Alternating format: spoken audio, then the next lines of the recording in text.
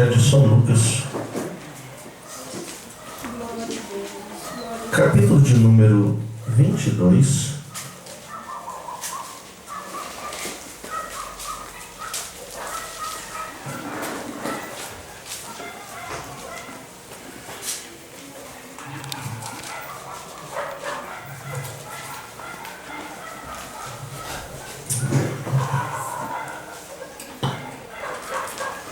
Texto aqui um tanto extenso, eu vou reduzir ele um pouco.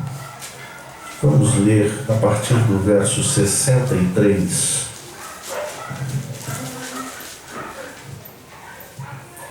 E o texto vai nos dizer assim: os homens que detinham a Jesus zombavam dele, ferindo-o.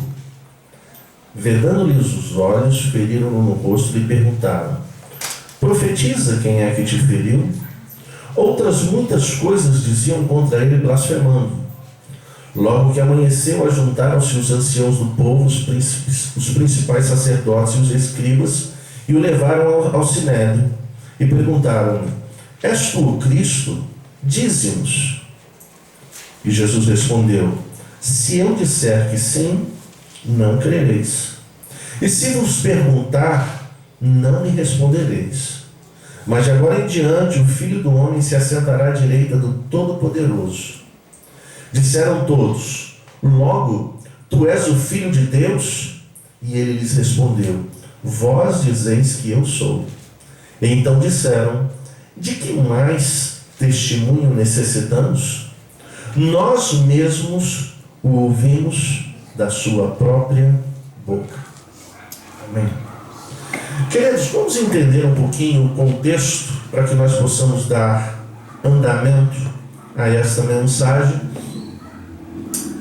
Já tinha se passado 3 anos do ministério de Jesus.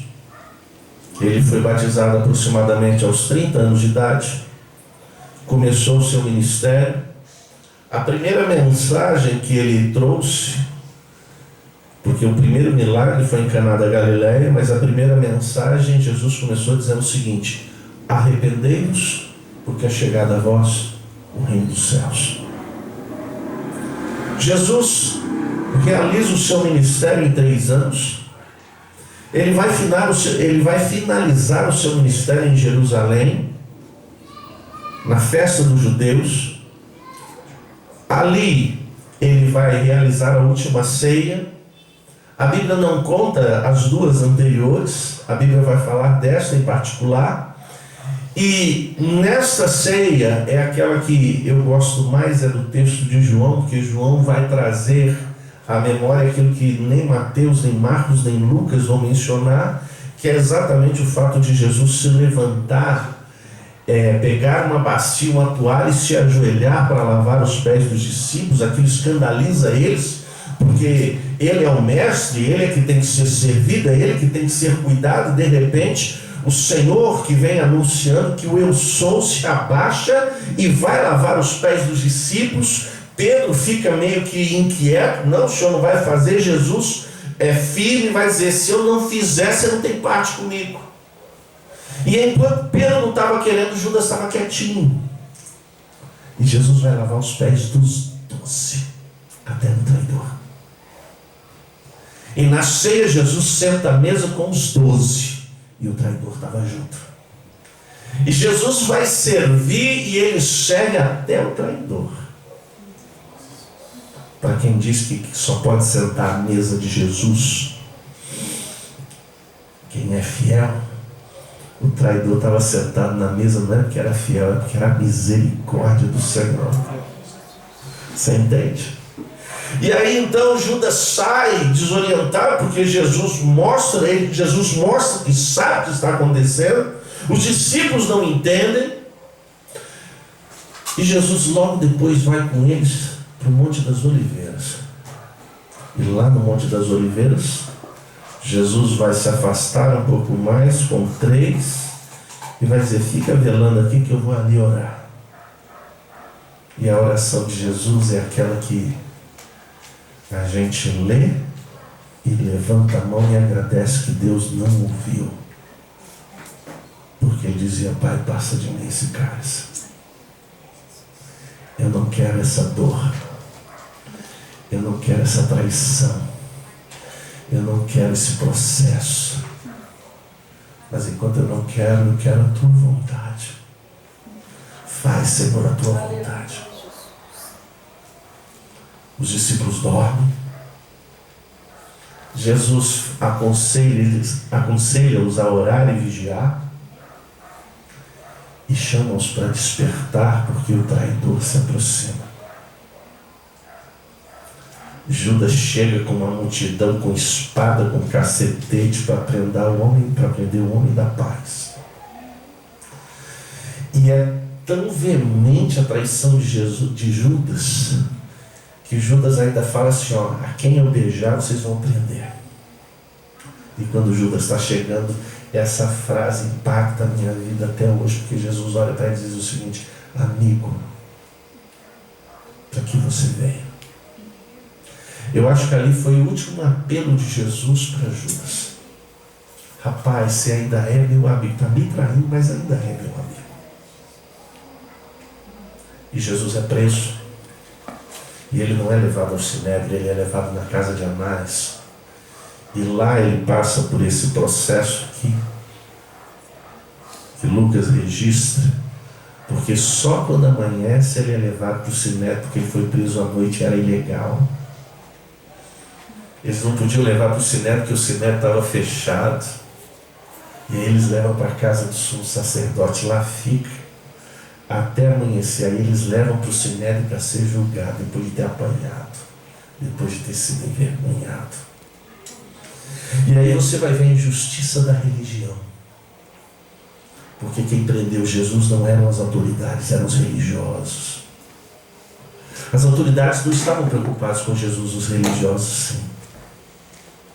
As autoridades viam somente mais alguém trazendo uma nova mensagem. Os religiosos diziam: esse cara vai acabar com o que a gente tem. E aí você percebe que Jesus é preso como um assaltante, porque vai uma multidão armada. O verso 52 que nós lemos, Jesus vai dizer: saístes como um assaltante com espadas e cacetetes. Mas a justiça humana vai julgar o justo. Do verso 63 até o 65, Lucas registra que os homens que detinham a Jesus zombavam dele ferindo. Essa é a nossa justiça, sem padrão, sem valor.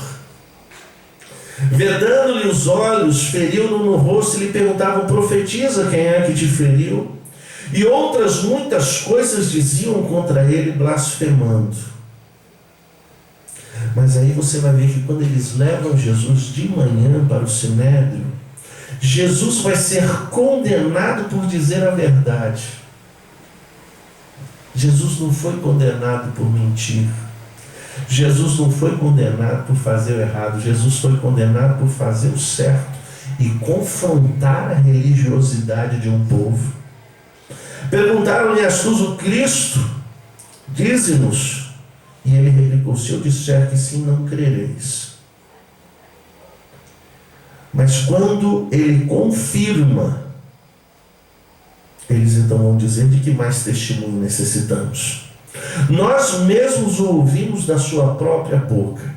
Na verdade, os religiosos queriam exatamente tirar Jesus de cena, porque Jesus estava tirando eles de cena. E aí eu aprendo uma coisa muito importante, que a religião faz surgir as estrelas que brilham. Mas quando Jesus entra em cena, ofusca todo o resto. E o grande problema é que quem é ofuscado não quer perder o brilho.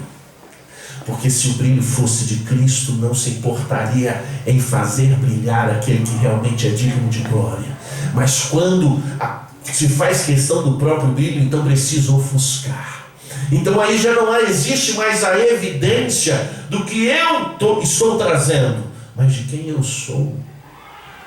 Porque os fariseus eram sepulcros caiados, bonitos por fora e cheios de morte por dentro. Por quê? Porque estereotipavam a verdadeira religiosidade, mas por outro lado, não evidenciavam isso nas suas vidas.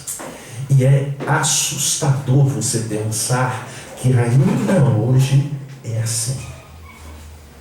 A religião tem a competência de fazer com que muita gente seja assíduo, com que muita gente faça muita coisa, mas que pouca gente tenha vida e tenha comprometimento com Deus. Porque a palavra religião vem do latim religar. E nós temos uma tendência de, quando começamos a vir a Cristo, de repente nós começamos a querer nos ligar com Deus. E aqui o grande erro. Porque quem nos conecta com Ele não somos nós, é Ele. Ele nos escolheu, Ele nos amou primeiro, Ele se revelou primeiro, Ele vem ao nosso encontro. Nós não conseguimos fazer essa ponte. E aí, diante do juízo que a religião fez de Jesus, aí eles vão para o passo seguinte: agora as autoridades têm que condenar, porque a religião já condenou. Jesus não tem o padrão. Jesus não está conforme o nosso padrão. Jesus não se encaixa no nosso sistema. Nós já temos um bem estruturado. Curioso, a cegueira é tanta que não perceberam que o autor da lei estava entre eles. E acredite, queridos, a religião cega. Jesus nos faz ver. A religião nos cega. E o grande problema é gente que fica ligada à igreja, gente que fica ligada a sistema, mas não está ligada em Jesus Cristo. A fonte é Ele. E os religiosos então vão levar Jesus ao governador. E aí agora nós temos o encontro das autoridades humanas com o Rei do Universo. E o verso 1 e 2 do capítulo 23 vai dizer o seguinte: em seguida toda a assembleia se levantou e levaram Jesus a Pilatos. E começaram a acusá-lo, dizendo: achamos este homem pervertendo a nação, proibindo dar tributo a César e dizendo ser ele mesmo Cristo Rei. E aí você vai perceber uma coisa interessante aqui, não é? Os religiosos são competentes em acusar. Eles não pouparam nem Jesus. Então escute, não vão poupar você. Vão olhar para você o tempo todo querendo ver as suas falhas. E quando você falhar, eu preciso dizer para você que você vai. Nós falhamos porque temos a nossa humanidade. Pensamos o que não deveríamos, olhamos para onde não deveríamos, fazemos o que não era para fazer, omitimos atitudes daquilo que era para ser feito,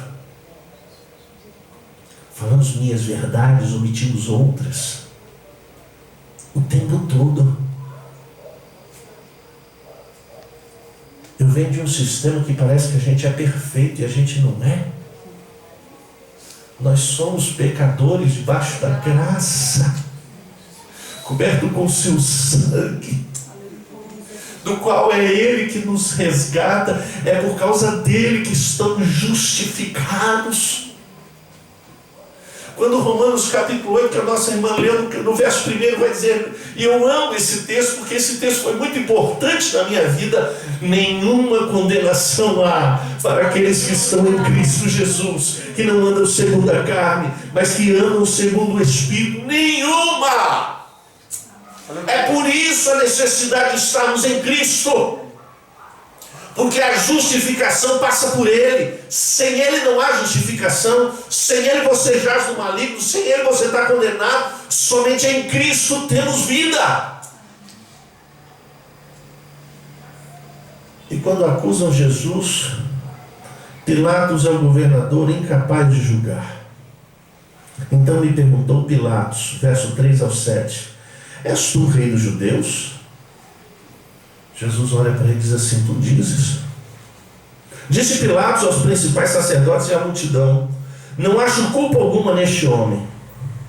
Mas eles insistiam cada vez mais, dizendo: alvoroça o povo em toda a Judéia com seu ensino. Começou na Galiléia e agora chegou aqui.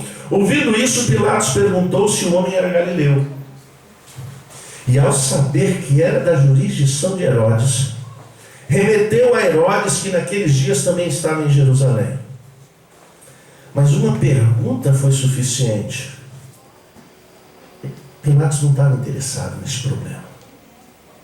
Pilatos não queria se envolver com isso. E os religiosos, como aqueles que acusam, eles estão sempre insistindo. E Jesus é encaminhado para Herodes. E eu acho fantástico o encontro de Jesus com Herodes. Porque tem algumas lições que a gente precisa aprender aqui. Herodes e a sua frustração. Porque a Bíblia vai dizer que Herodes queria ver Jesus. Herodes queria saber quem é esse camarada que sai por aí e faz milagre e a multidão segue, eu quero conhecer. E aí trazem aquele homem despido de vestes maravilhosas.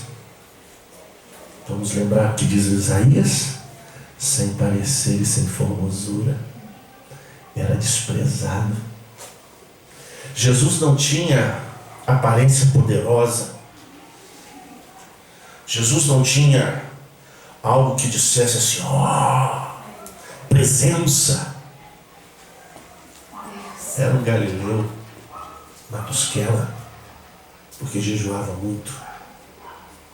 Provavelmente tinha olheiras, porque dormia pouco.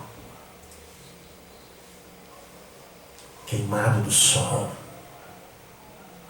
Jesus vai dizer de si mesmo que as raposas têm os seus covis, mas o Filho do Homem não tem onde reclinar a cabeça.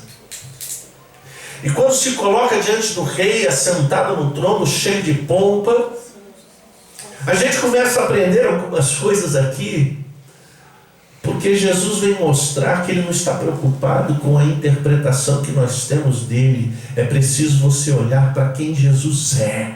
Nós precisamos dar crédito a essa pessoa, não por vestes, não por coroas, mas por quem Jesus é e pela sua mensagem e pelo que ele fez.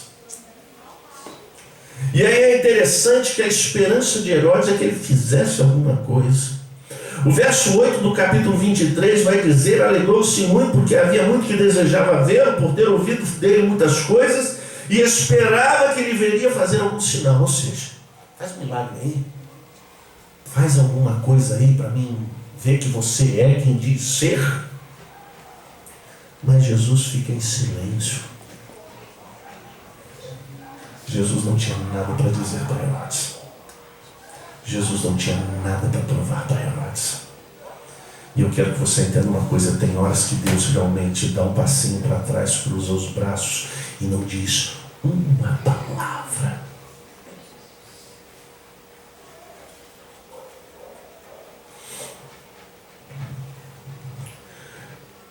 O Rei do Universo nada tem a dizer para quem não está interessado nele. Herodes não estava interessado em Jesus, Herodes estava interessado em ver alguma coisa de Jesus. Tem gente que não está interessada em Jesus, tem gente que só está interessada no que ele pode fazer.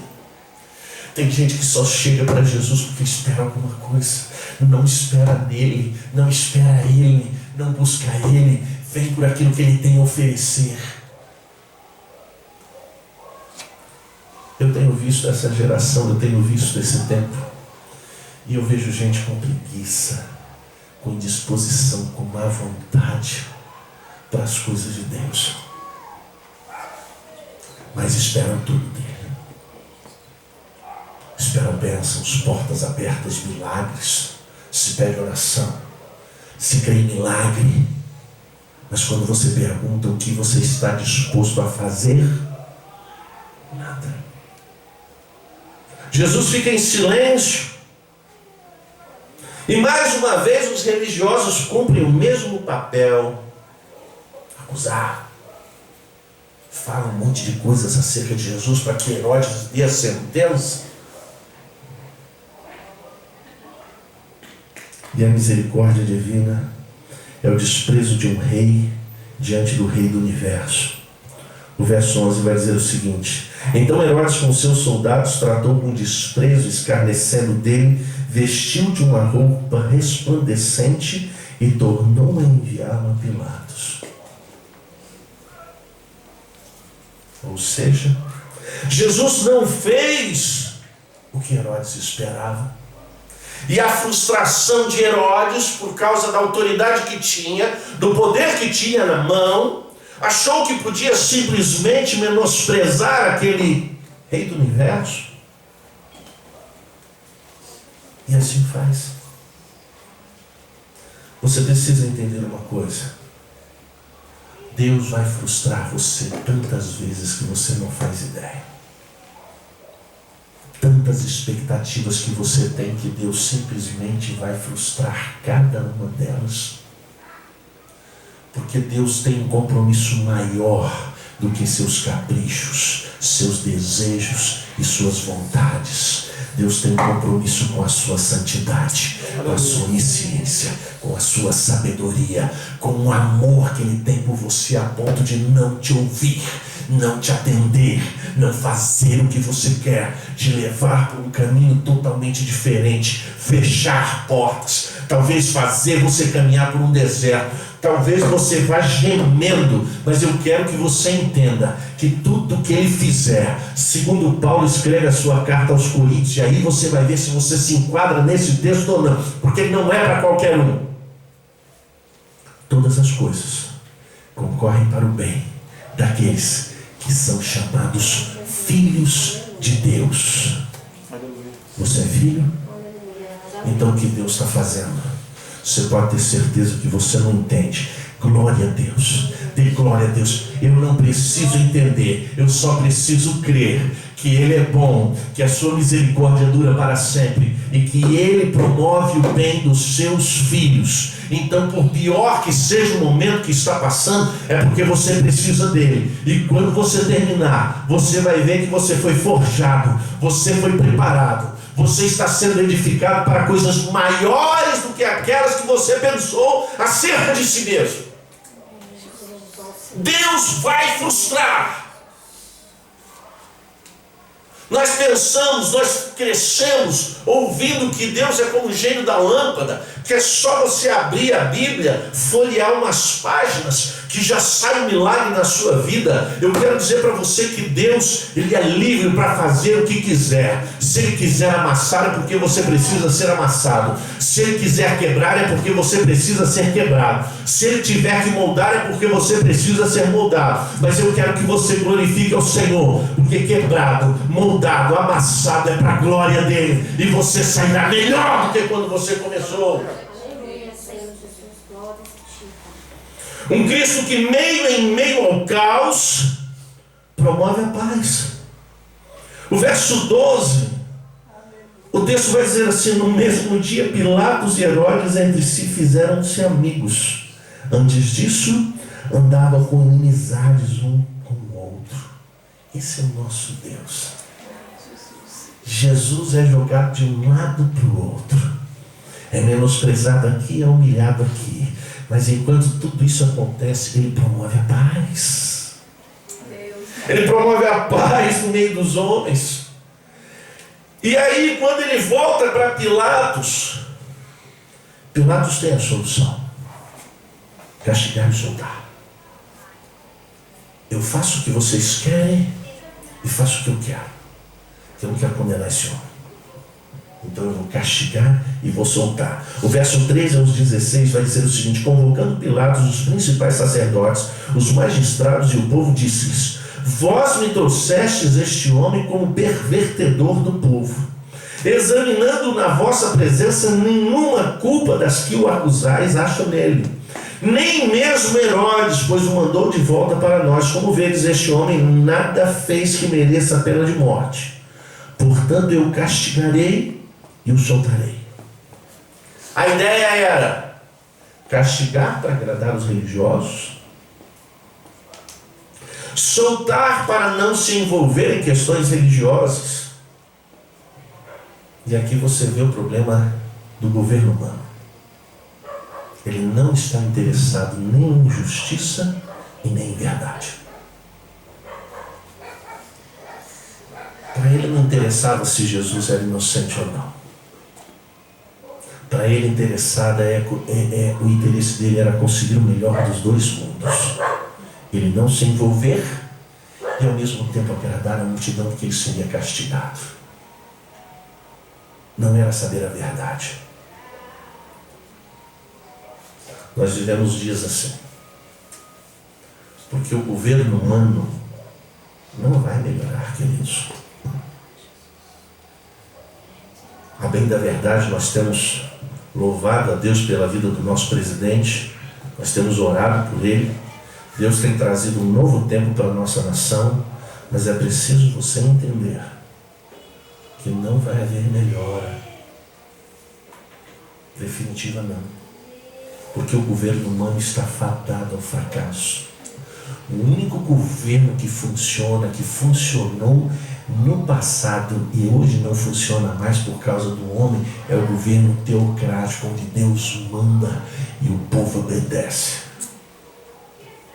Mas agora, a promessa é um tempo vindouro, quando Jesus vier reinar. Agora não há paz. Agora não há verdade, agora não há justiça.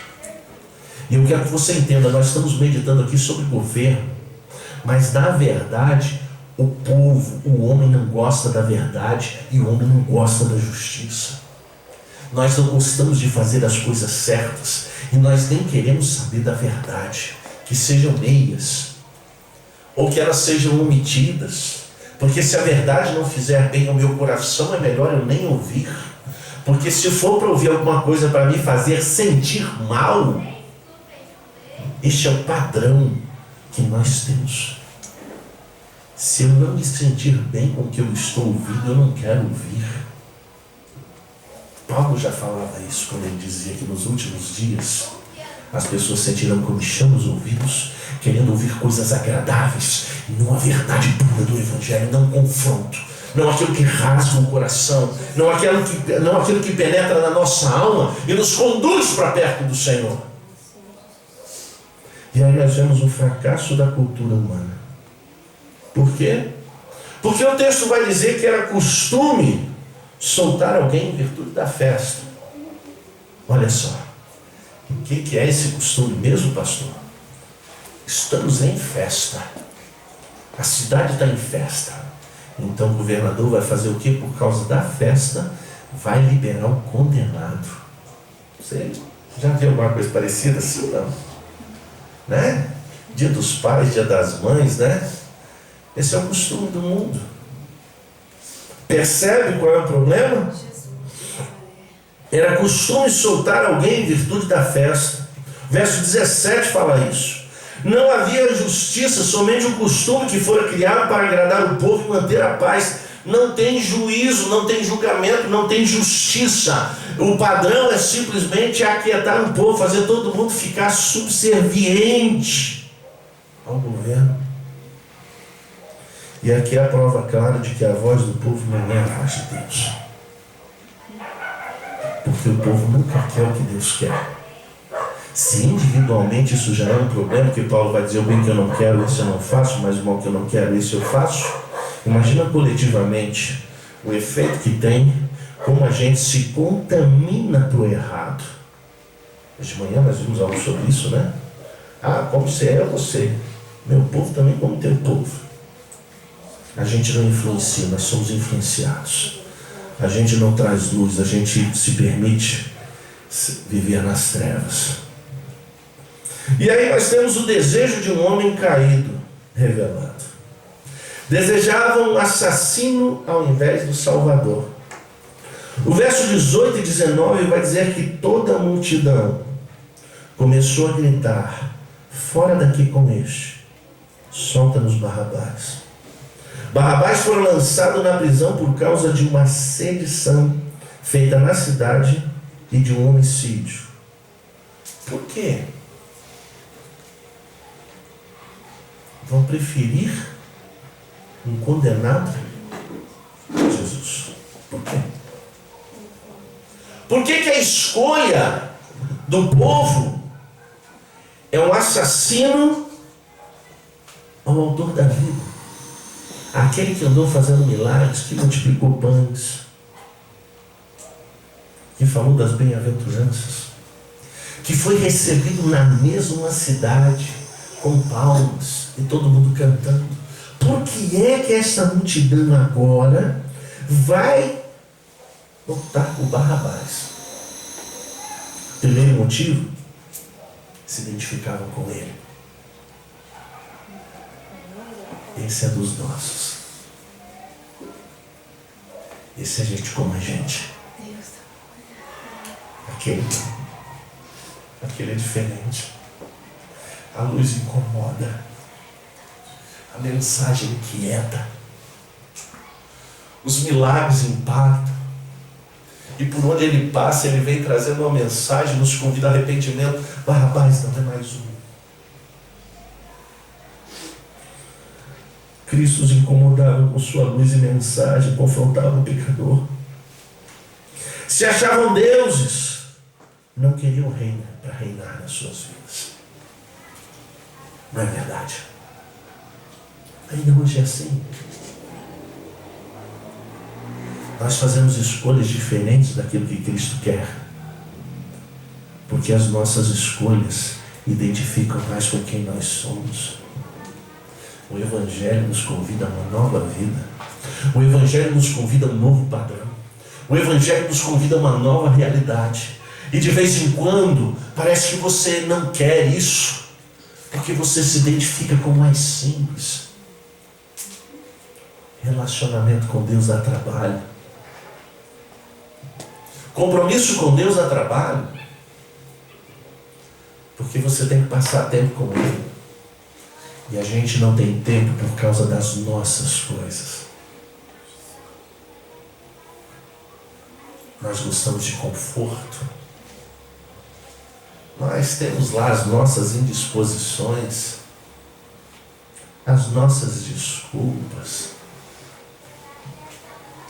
Enfim, somos somente humanos, tendo dificuldade de se relacionar com Deus que nos ama, mas que nos convida a viver um padrão diferente.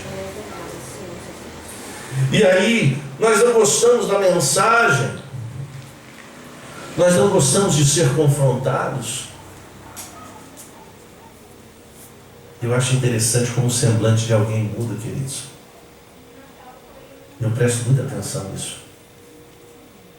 Quando você está conversando com alguém e você está falando que Deus vai fazer, e olha que Deus é poderoso, a pessoa dá um sorriso, cheio de esperança.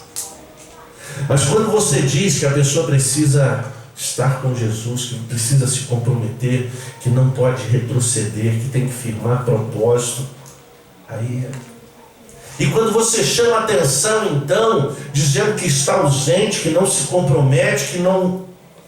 aí gosta menos ainda.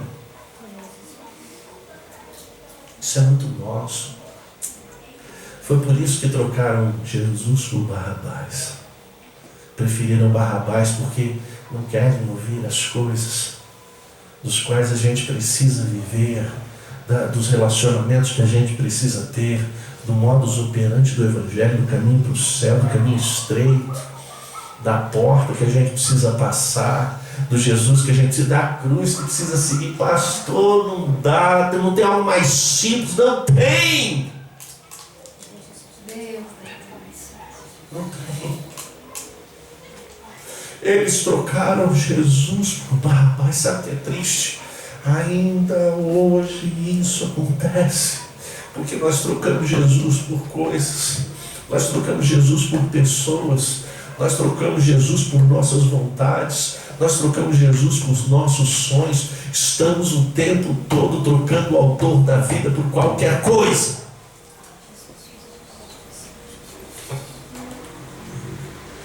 E Pilatos vai evidenciar o seu governo pragmático, porque o desejo de soltar Jesus tinha um motivo. Em Mateus capítulo 27, verso 19, é que vai ser registrado isso, porque a mulher dele entra no tribunal e vai dizer o seguinte: Não entres na questão deste justo, pois um sonho muito sofri por causa dele. Aqui ficou. Eu preciso me livrar desse camarada. Eu não vou tomar partido nisso. E o jeito humano de fazer justiça foi que no verso 22, ele pela terceira vez, Pilatos estava tentando empurrar com a barriga para ver se convencia o povo. E pela terceira vez, Pilatos lhes disse: mas que crime cometeu este homem? Não acho nele nada que mereça a pena de morte. Portanto, eu o castigarei e o soltarei. Mas o verso 23 e o 24 vai dizer: estavam com grandes gritos pedindo que fosse crucificado. E os seus gritos prevaleceram.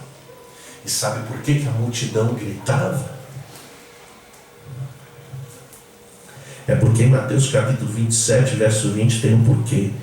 Mas os principais sacerdotes e os anciãos persuadiram a multidão a que pedisse Barrabás e fizesse morrer a Jesus.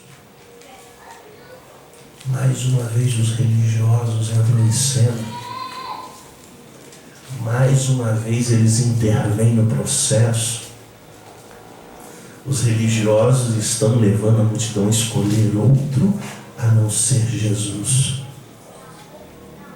Pastor, isso aconteceu naqueles dias. Hoje a igreja convida você a trocar Jesus pela prosperidade, a trocar Jesus pelo sucesso. Não, pastor, a prosperidade é através de Cristo. Então, Cristo não é mais o fim, é o meio. Ele não é mais o nosso objetivo. Ele é o meio para eu ser próspero. Ele é o meio para eu ter sucesso. Ele é o meio para eu ter vitória. Ele é o meio para a porta se abrir. E Jesus não veio para ser meio de ninguém. Ele é o fim a ser alcançado. É Ele. Buscai primeiro o reino de Deus e a sua justiça, e todas as demais coisas vos serão acrescentadas. E aí o texto vai dizer que o assassino é libertado. Pilatos manda soltar Barrabás. E Jesus é sentenciado à morte. Antes de Jesus ser sentenciado à morte, ele é levado para a pretória. Lá, ele é preparado para receber as chicotadas. Depois das chicotadas, ele é levado e lá eles colocam uma capa vestida, uma capa vinho, teceram uma coroa de espinhos e batiam na cabeça dele, para que a coroa entrasse na sua fonte. A tensão da cruz é porque entre a justiça e a entrega, Isaías 53 vai dizendo que ele, como cordeiro mudo, não abriu a sua boca. E você não sabe lidar com a injustiça. Basta alguém dizer alguma coisa e você já se levanta arvorando voz e querendo direito. E Jesus padeceu por você, foi injustiçado por você. Nós não percebemos o caminho que ele trilhou. Eu duvido de verdade que muita gente já tenha se debruçado sobre a crucificação, ler com atenção e com cuidado para pensar assim: Senhor, tem misericórdia de mim. Porque Jesus começa a via dolorosa diante da injustiça dos homens, diante da injustiça da religião.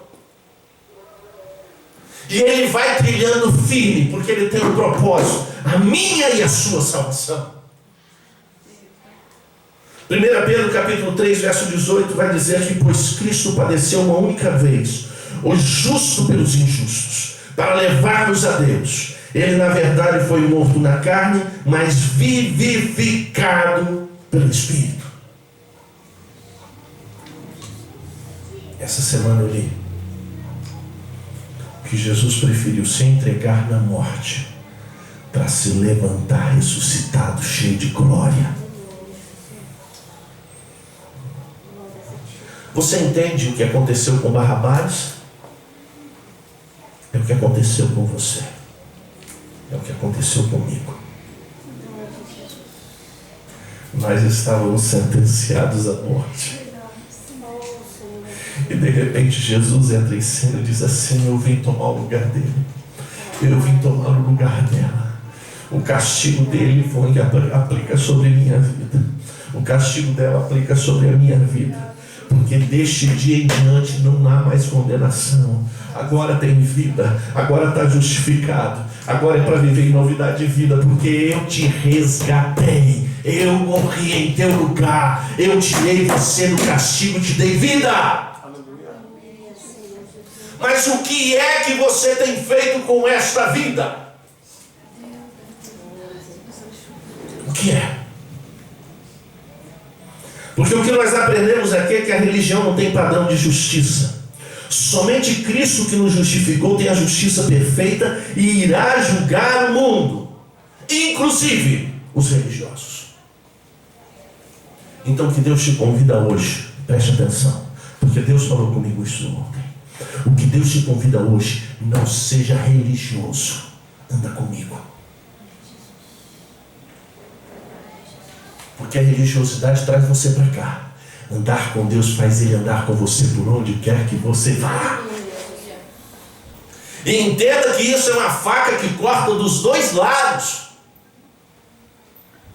Porque andar com Deus significa estar guardado por Ele. Porque aí Ele é a nossa fortaleza, Ele é o nosso escudo, Ele é o nosso esconderijo.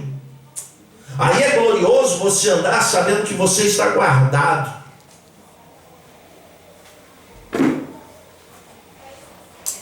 Mas Ele também está te vendo. Aí Ele olha para você como você é no seu trabalho. Aí Ele olha para você como você é na sua casa. Aí Ele anda com você quando você está na rua. Aí Ele olha para você e está vendo quem é você. Porque aí Ele anda com você, aí Ele sabe. Porque nós cantamos aqui: sonda-me, Senhor. E se Deus te sondar nesta noite, o que é que Ele vai encontrar?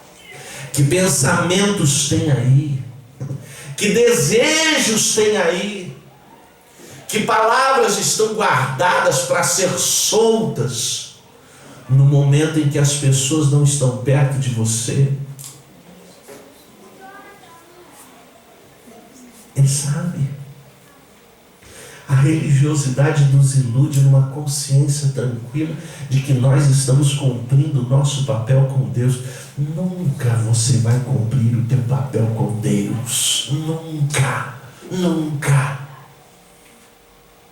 A salvação foi um privilégio, foi uma graça dada por Ele. Efésios 2, que a salvação não vem de vós para que ninguém se glorie, é dom de Deus, foi uma dádiva. Mas não foi uma dádiva para você pegar e viver do jeito que você quiser. Foi uma dádiva que é oferecida para você viver em novidade de vida. Aprendemos que toda autoridade humana não tem padrão de justiça e verdade. Por isso nossa esperança deve estar nele. O Senhor, nossa justiça e a verdade encarnada. Nós precisamos amar a justiça e a verdade.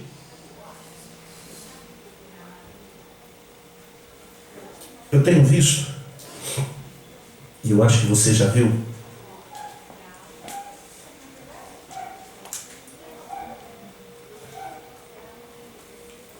frases que dizem que o povo requer muito dos políticos, mas não faz a sua parte. O servo de Deus vive de fazer o que é certo, de viver em verdade. A palavra verdade na vida, ela é muito mais profunda do que parece, porque tem a ver com autenticidade. Você é o que você é em todo lugar que você vai. Porque domingo todo mundo é crente. Você vê um monte de gente catando a Bíblia assim para a igreja, né? Eu lembro que minha mãe dizia que meu avô achava maravilhoso quando chegava domingo, que ele saía para a igreja e via os crentes, né? E na época do meu avô, os crentes usavam chapéu, né? Paletó, às vezes até umas bengalas, né? Era estereotipo, as irmãs com aquele vestido longo, né? Manga até aqui. Então você olhava. Hoje já não dá mais para você identificar isso, né? Que o estereotipo do crente passou a ter um padrão mais elevado do que somente a aparência estética, não é verdade? Porque a aparência estética é fácil da gente copiar, mas a essência e caráter, aí é outra história. E o padrão ficou um pouquinho mais elevado, graças a Deus, embora tem gente que continue acreditando nessas coisas, né? Então aí, quando chega o dia de ir para a igreja, se reveste, né, de um estereotipo, aí canta bonito. Eu me lembro de algumas vezes na igreja, né, onde a gente veio se encontrar os crentes, veio por glória, né? Aleluia, aquelas coisas assim, que se olhar, você até levantava assim para ver quem era o abençoado que estava, né? Aí depois você ia saber, o crente era um tribuloso, tribulado, né? Problemático, mas na igreja era um glória tão cheio, né? E queridos, é fácil a gente ser fiel ao Senhor em público.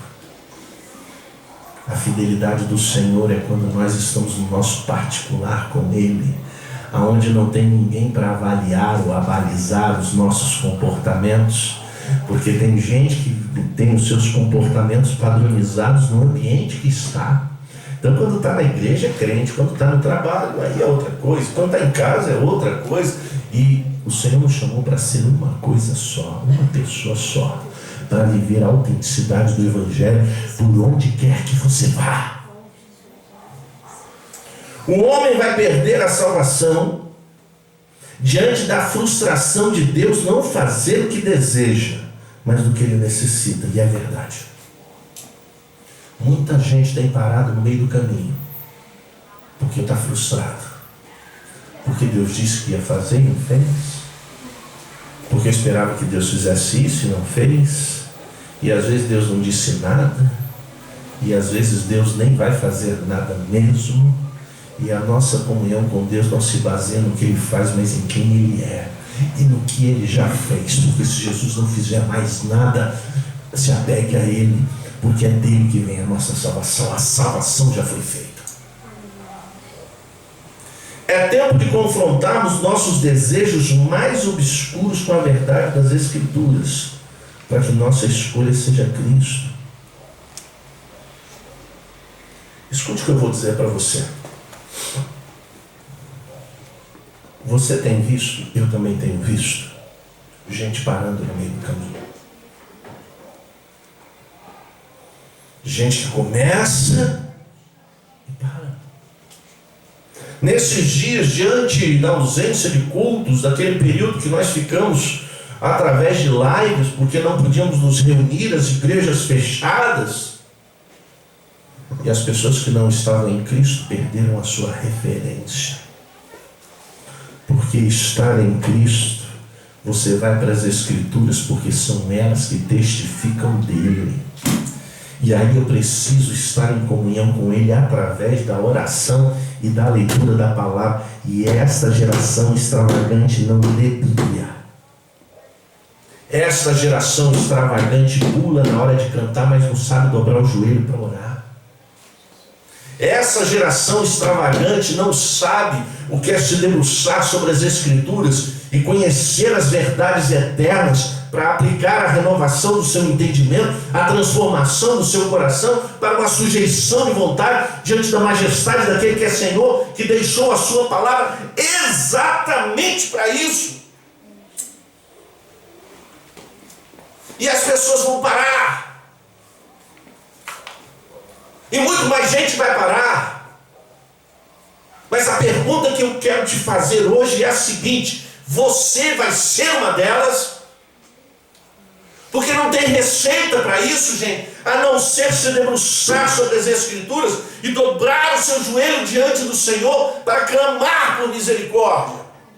Em dias onde o amor está esfriando, onde os padrões morais estão se perdendo, onde as referências de virtudes estão sumindo. Aonde você olha para um lado, já não tem mais pastor, eles dando testemunho. Aonde você não vê mais pregadores pregando o evangelho na sua essência, se comprometendo. Diante dessa perca de referência, nós precisamos olhar para o autor e consumador da nossa fé, Jesus Cristo. E ainda que ele frustre você nos seus caprichos, proste-se diante dele. Porque o que vai salvar você não é as bênçãos que ele vai te dar, é a plena e íntima comunhão com ele, é ser conhecido dele, num relacionamento profundo. E para encerrar, Jesus já se colocou no seu lugar de condenação. A liberdade depende de você aceitar essa verdade e estar disposto a viver sua liberdade nele.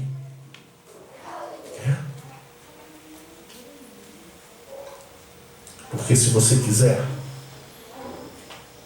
prepare-se para uma vida abundante andando com teu Salvador. Sua vida jamais será a mesma.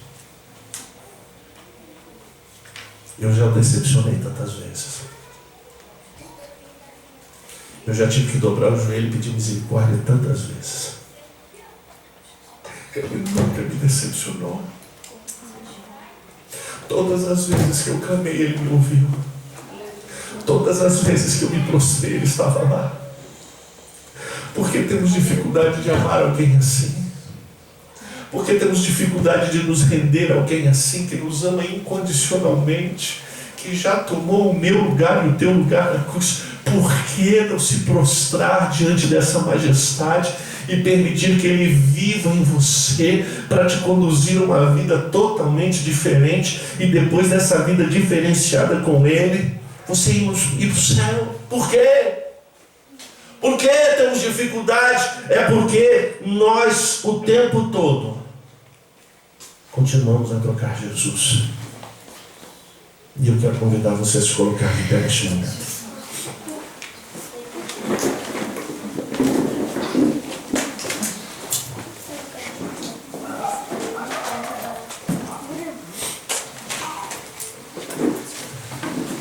O Senhor me leva a repetir mais uma vez o que eu disse a semana passada, que é pertinente. Preste atenção. Aos irmãos que estão aqui, você que está me assistindo aí. Não tem como você dizer que ama Deus se você não está amando as coisas que são pertinentes a Ele. Como dizer que eu amo a Deus se eu não amo estar na sua casa? Como dizer que eu amo a Deus se quando eu estou na sua casa eu não adoro a Ele com toda a minha alma? Como dizer que eu amo a Deus se eu não me debruço